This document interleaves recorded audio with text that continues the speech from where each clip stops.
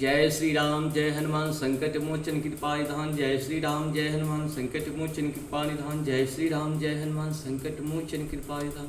जय हिंद जय भारत में आप सबों का स्वागत है। मैं राम नरेश झा और आज हम लोग श्री रामचरितमानस की बाल कांड के दोहा 102 से 104 तक पूर्ण करेंगे। पहले अवधी भाषा में, बाद में हिंदी वनवास सुनेंगे।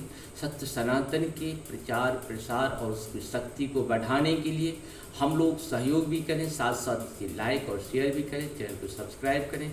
इससे सत्य सनातन घर घर तक पहुंचेगा, क्योंकि बहुत लोग अभी भी ऐसे हैं जिनके पास जो है सो रामचरितमानस की बुक उपलब्ध नहीं है। बहुत लोग ऐसे हैं जिनके पास दुर्गा पाठ नहीं, गीता का बुक नहीं है, क्योंकि वो ऐसे जगह पे हैं। लेकिन मोबाइल सभी के पास है, इसीलिए आज के डेट में हम लोग के पास सब कुछ उपलब्ध हो सकता है।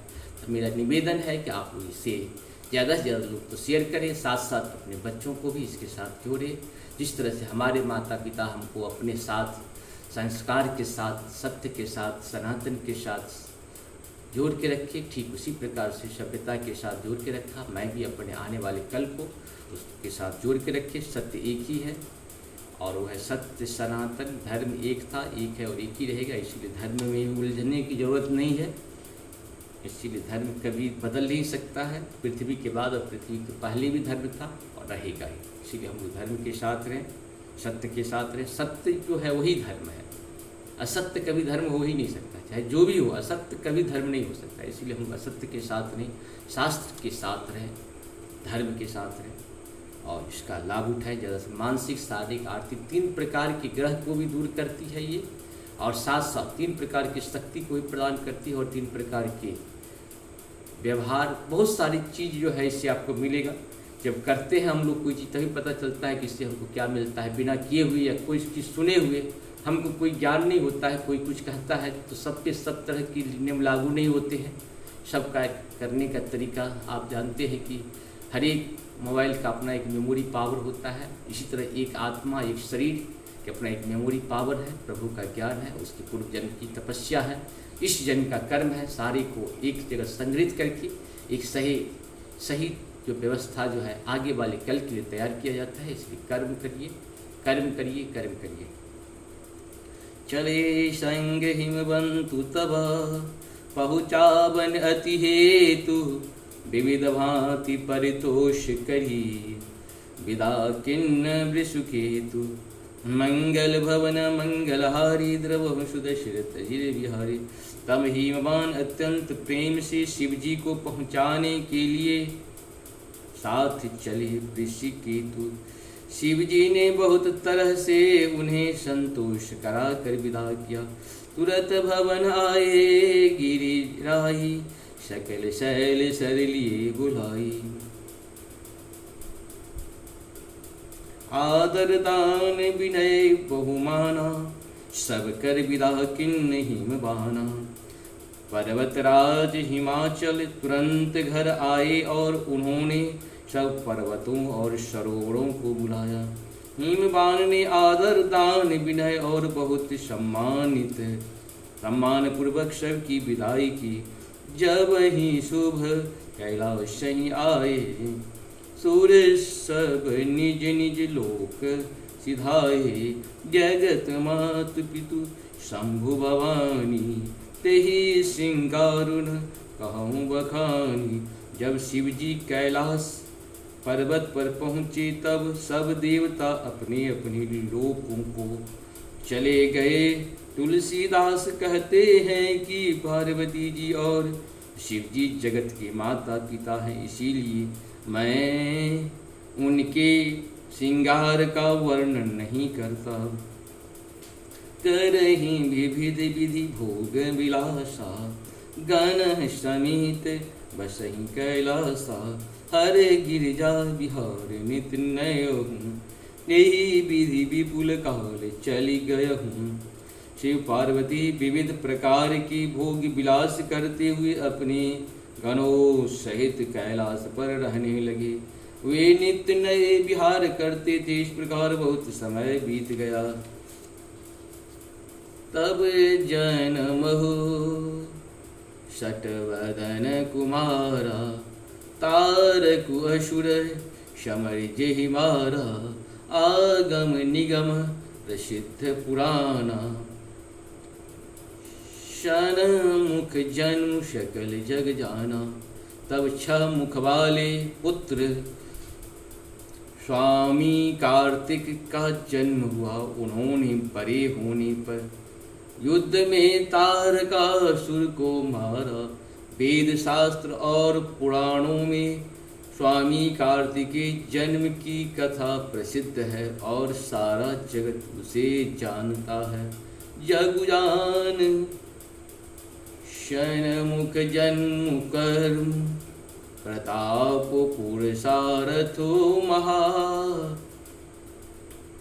तिहि हेतु मैं वृषकेत सुत कर चरित संक्षेप ही कहा। यह उमा शंभु विवाहु जे नर नारी कहई जिघावही। कल्याण काज विवाह मंगल सर्वदा सुख पावही। ये छंद है। तड़ासन स्वामी कार्तिकेय की जन्म कर्म प्रताप और महान पुरुषार्थ को सारा जगत जानता है। इसीलिए मैंने वृषकेतु शिव जी के पुत्र का चरित्र संक्षेप में ही कहा है। शिव पार्वती के विवाह की इस कथा को जो स्त्री पुरुष कहेंगे और गाएंगे वे कल्याण के कार्यों और विवाह आदि मंगलों में सदा सुख पाएंगे। चरित सिंधु गिरिजा रमन वेदन पाबहि पारु। वर्णय तुलसीदासु किमी अतिमति मंद गवारु। मंगल भवन मंगलहारी द्रवम सुदशरथ बिहारी। गिरिजापति महादेव जी का चरित्र समुद्र की समान अपार है। उसका पार वेद भी नहीं पाते। तब अत्यंत मंद बुद्धि और गवार तुलसीदास उसका वर्णन कैसे कर सकता है। शंभु चरित्र सुन सरस सुहावा। भरद्वाज मुनि अति सुख पावा। बहु लाल साह कथा पर बारी। नय नहीं नीर रोम बलि ठारी। शिव जी के रसीले और सुहावने चरित्र को सुनकर मुनि भरद्वाज ने बहुत ही सुख पाया। कथा सुनने की उनकी लालसा बहुत बढ़ गई। नेत्रों में जल भर आया तथा रोमावली खड़ी हो गई। प्रेम विवश मुख आवन बानी। दशा देखी हर से मुनि ज्ञानी। अहो धन्य तब जन्म मुनीषा। तुम ही प्राण सम प्रिय गौरीशा। वे प्रेम में मुग्ध हो गए। मुख से वाणी नहीं निकलती। उनकी यह दशा देखकर ज्ञानी मुनि याज्ञवल्क्य बहुत ही प्रसन्न हुए और बोले, हे मुनीश, आहा तुम्हारा जन्म धन्य है। आहा तुम्हारा जन्म धन्य है। तुमको गौरीपति शिव जी प्राणों की समान प्रिय हैं। शिव पद कमल जिनहि रति नाही। राम ही ते सपनौ नहीं सोहाही। बिनु चल विश्वनाथ पद नेहु। राम भगत कर लक्षण एहो। शिव जी के चरण कमलों में जिनकी प्रीति नहीं है वे श्री रामचंद्र जी को स्वप्न में भी अच्छे नहीं लगते। विश्वनाथ श्री शिव जी के चरणों में निष्कपट विशुद्ध प्रेम होना यही राम भक्त का लक्षण है। शिव सम को रघुपति व्रत धारी। बीनु अध तजिए सतिय असिनारी। पानु करी रघुपति भगति दिखाई। को शिव सम राम प्रिय भाई। मंगल भवन मंगलहारी द्रवहु सुदर्शन। शिव जी के समान श्री रघुनाथ जी की भक्ति का व्रत धारण करने वाला कौन है। जिन्होंने बिना ही पाप के सती जैसी स्त्री को त्याग दिया और प्रतिज्ञा करके श्री रघुनाथ जी की भक्ति को दिखा दिया। हे भाई श्री रामचंद्र जी को शिव जी के समान और कौन प्यारा है, प्रथम ही मैं कही शिव चरित्र बुझा मरम तुम्हारो, सुचि सेवक तुम राम के, रहित समस्त विकार, मंगल भवन मंगलहारी द्रवहु सुदशरथ चिर बिहारी। मैंने पहले ही शिव जी का चरित्र कहकर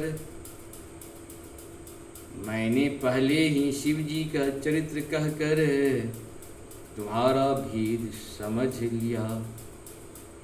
तुम श्री रामचंद्र जी के पवित्र सेवक हो और समस्त दोषों से रहित हो।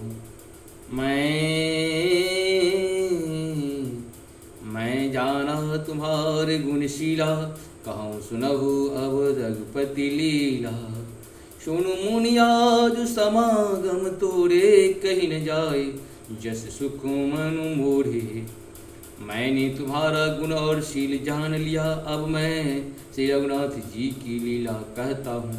सुनो हे मुनि सुनो, आज तुम्हारे मिलने से मेरे मन में जो आनंद हुआ है वह कहा नहीं जा सकता। राम चरित्र अति अमित मुनीसा, कही न सकहि सत कोटि अहिसा। यद्यपि यथा श्रुति कहूँ बखानी, सोमरी गिरापति प्रभु धनु पानी। हे मुनीश्वर राम चरित्र अत्यंत अपार हैं, 100 करोड़ शेष जी भी उसे नहीं कह सकते। तथापि जैसे मैंने सुना है वैसे वाणी के स्वामी प्रेरक और हाथ में धनुष लिए हुए प्रभु श्री रामचंद्र जी का स्मरण करके कहता हूँ। सादर दारुणारी सम स्वामी, राम सूत्रधर अंतर्जामी। यही पर कृपा करें जनु जानी, कवि उर अजिर न चावही बानी। सरस्वती जी कठपुतली के समान हैं और अंतर्यामी स्वामी श्री रामचंद्र जी सोत पकड़ कर कठपुतली को नचाने के सूत्रधार हैं। अपना भक्त जानकर जिस कवि पर वे कृपा करते हैं, उसके हृदय रूपी आंगन में सरस्वती को वे नचाया करते हैं। प्रणव सोई कृपाल रघुनाथा, बरनौ विशदता गुण गाथा। परम रम्य गिरिवरो कैलासु, सदा जहाँ शिव उमा निवासु। उन्हीं कृपालु श्री रघुनाथ जी को मैं प्रणाम करता हूँ और उन्हीं के निर्मल गुणों की कथा कहता हूँ। कैलाश पर्वत श्रेष्ठ और बहुत ही रमणीय है, जहाँ शिव पार्वती जी सदा निवास करते हैं। इस प्रकार से हम लोग 2 से 4 तक का दोहा को पूर्ण किए। अब हम लोग बाल कांड के बाद अयोध्या कांड और फिर सुंदर कांड का पाठ भी करेंगे। और साथ साथ हमारे चैनल जय हिंद जय भारत पे आप सबों को बहुत सारा चीज़ मिलने जा रहा है, जिस पे आपको गीता का संपूर्ण गीता का 18वां अध्याय का संस्कृत और हिंदी अनुवाद उपलब्ध है। आप लोग इसे देखें, सुने जरूर, देखें भी, सुने जरूर, ज़्यादा से ज़्यादा सुने और शेयर भी करें। साथ साथ दुर्गा पाठ का 13वां अध्याय के साथ साथ अर्गला कील कवच भी उपलब्ध है। साथ साथ आपका रामचरितमानस की 100 से ज़्यादा दोहा तक बाल कांड का पूर्ण हो चुका है। अयोध्या कांड भी प्रारंभ है और सुंदर कांड भी प्रारंभ है, और भी जो भी कांड है सब कांड को हम धीरे धीरे प्रारंभ करेंगे। आप सबों के लिए नहीं, प्रभु की सेवा के लिए ये सब काम करते हैं। आप लोग भी इसमें साथ दें, सहयोग दें, सम्मान दें और चैनल को सब्सक्राइब और लाइक जरूर करें। बहुत बहुत धन्यवाद। जय हिंद जय भारत। नमस्कार।